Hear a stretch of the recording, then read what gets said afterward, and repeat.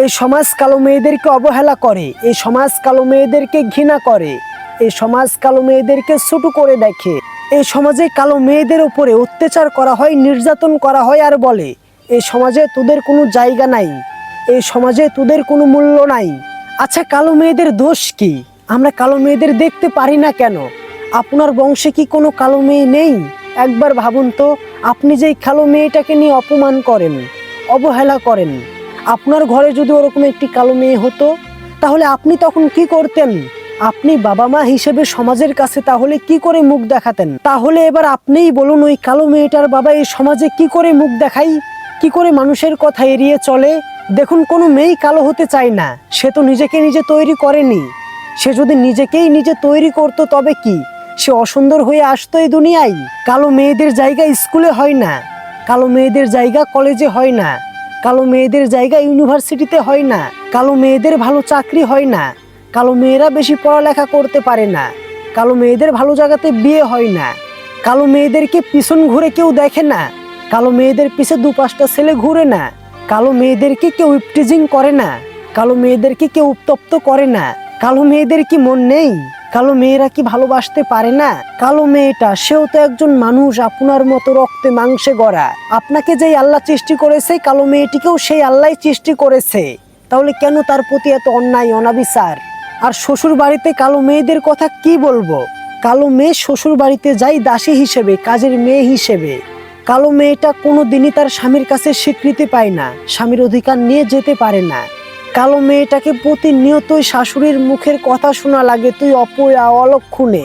স্বামী যদি কোনো শুভ কাজে যায়, তাহলে শাশুড়ি বলে, তুই কালো, তুই আমার ছেলের সামনে যাবি না, তুই অপয়া, তুই অলক্ষণে, তুই ওর সামনে যাবি না।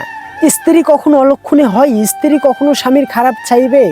তাহলে কেন কালো মেয়েরা এত সমাজের কাছে অবহেলিত? আমি জানতে চাই আপনাদের কাছে, কালো মেয়েরা এই সকল অবহেলা শুনতে শুনতে অতিষ্ঠ, বিরক্ত।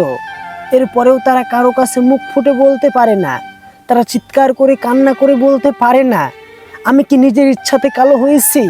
আসলেও কালো মেয়েরা আমাদের মতো রক্তে মাংসে গড়া একটা পাথর।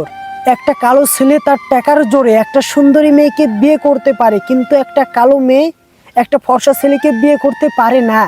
কালো মেয়েদের কথা যতই বলি না কেন ততই কম হবে, কারণ এই সমাজে কালো মেয়েরা প্রতিনিয়তই নির্যাতিত হয়ে গেছে।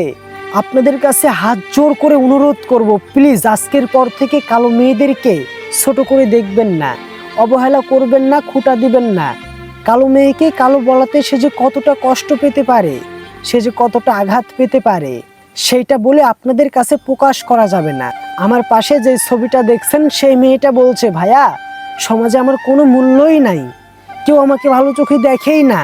ভাইয়া, প্রতিনিয়তই আমি অত্যাচারিত, বাবার বাড়িতেও আমি অত্যাচারিত হয়েছি, এখন স্বামীর বাড়িতে গিয়ে সেখানেও অত্যাচারিত। সেই মেয়েটা কান্না করতে করতে বলছে, বিশ্বাস করেন ভাইয়া, কেউ আমাকে দেখতে পারে না, কেউ না। একটা মেয়ে কতটা দুঃখ পেলে, একটা মেয়ে কতটা আঘাত পেলে, একটা মেয়ে কতটা বেদনা সিক্ত হলে কান্না করতে করতে এসে একটা অন্য পরপুরুষের কাছে তার নিজের জীবনের গল্প শেয়ার করে। তাই আপনাদের ছোট ভাই হিসাবে আমি আপনাদের কাছে অনুরোধ করছি, আজকের পর থেকে কখনোই কোনো কালো মেয়েকে কটাক্ষ করে কথা বলবেন না। আজকে থেকে একটা কথা মনে রাখেন, কোনো কালো মেয়ের আপনি খারাপ দিক খুঁজে পাবেন না। যত সুন্দরী স্মার্ট মেয়ে আছে, প্রত্যেকটা মেয়ের খারাপ দিক পাবেন, কিন্তু কোনো কালো মেয়ের খারাপ দিক খুঁজে পাবেন না।